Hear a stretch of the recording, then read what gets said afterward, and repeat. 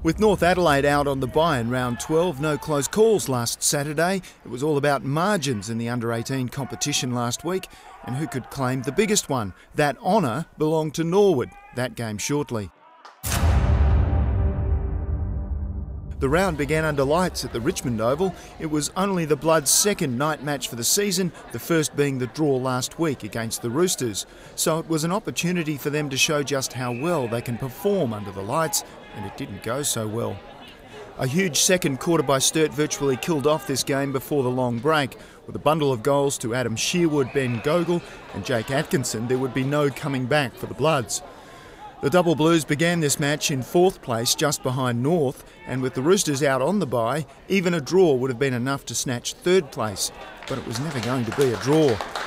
The Bloods got slower and slower, scoring just one behind in the final term, while the Double Blues went from strength to strength, eventually winning by nearly 20 goals, bumping up their percentage by over 2.5 points in just one night.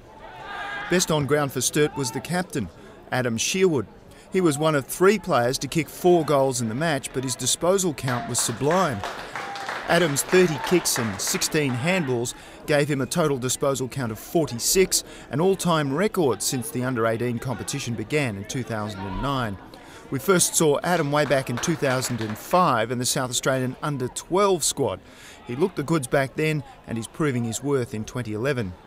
Ben Gogol also scored 4 goals on Friday night. Ben plays for the Ramblers Football Club out of Murray Bridge, where he's been known to take out the occasional best and fairest medal. Not surprisingly, Ben scored votes in this match too. 11 kicks, 8 handballs and 7 marks, capping off a fine night for Ben. Nicholas Favoretto picked up the best on ground take for Westies, but this was a very different contest compared to last week's nail-biter against North. West Adelaide was totally and utterly outgunned all night. The siren couldn't come soon enough for coach Greg Mellor. Sturt by 117 points over West.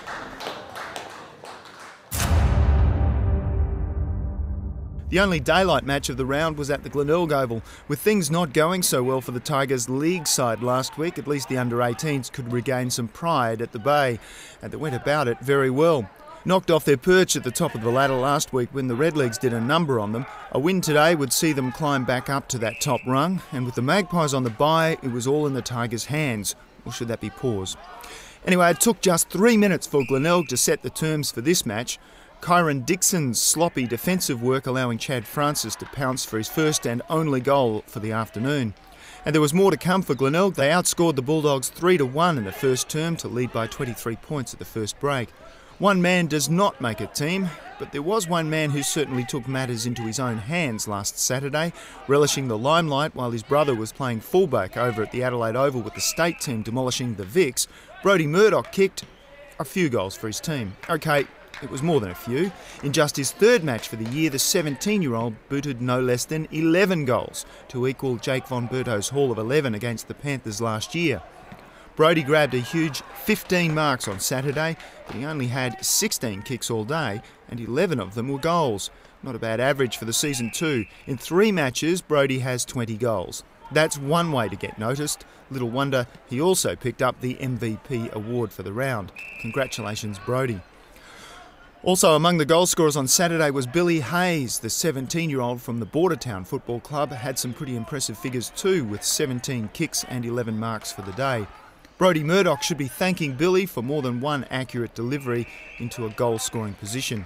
Also playing delivery boy on Saturday was Ben Miller, his 12 incursions inside 50 a match high for Glenelg, and claiming ownership of the midfield was Jonathan Wilson, his 12 kicks and 15 handballs demonstrating a keen understanding of the play. In the second half, Central District finally hit their straps, actually winning the third quarter and only narrowly losing the final term. And doing a lot of work was Nathan Barch, best team man in the South Gawler Football Club in 2009. He was certainly best team man in this contest too, but unfortunately it was for the losing team. Despite a second half resurgence, it was too little too late for the Dogs, going down to the reigning premiers by 55 points. On Saturday night at the parade, the Panthers forgot to turn up. At least that's what you might think if you were reading the stats for the match. In the first quarter, Norwood scored 7 goals, 6, and South scored absolutely nothing. At half-time, Norwood led by over 19 goals, while South had scored one behind. That was South's entire score for the first half, just one miss to Jake Corstens. At least you made our package, Jake. And while we're on South, we may as well show you their only goal kicker for the night too. It was just 5 minutes from the end of the match, just when it looked like South would once again finish goalless. They did that in round 2. Tom Grouch plucked a mark and saved his team from that embarrassment.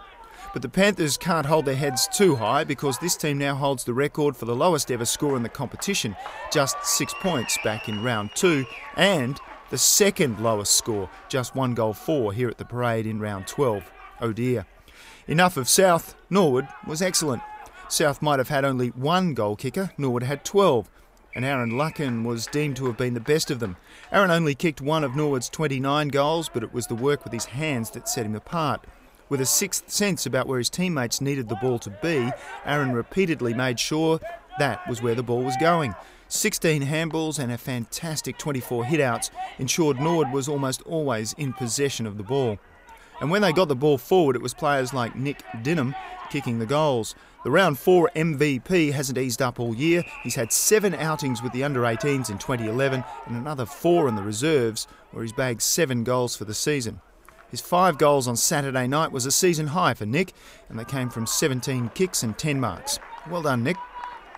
Also with a bag of 5 goals was Patrick Kieran. This was Patrick's 3rd appearance for the under-18s. He also had a run with the reserve side in 2011. 8 reserves appearances with 8 goals to show for them. This wasn't a record score for the under-18 competition. The Eagles still hold that record against North in round 7 last year, but this was the highest any team has scored this year. 29 goals and 14 behinds for a grand total of 188 points, substantial at any level. To wrap up round 12, it was Norwood thumping the Panthers by 178 points.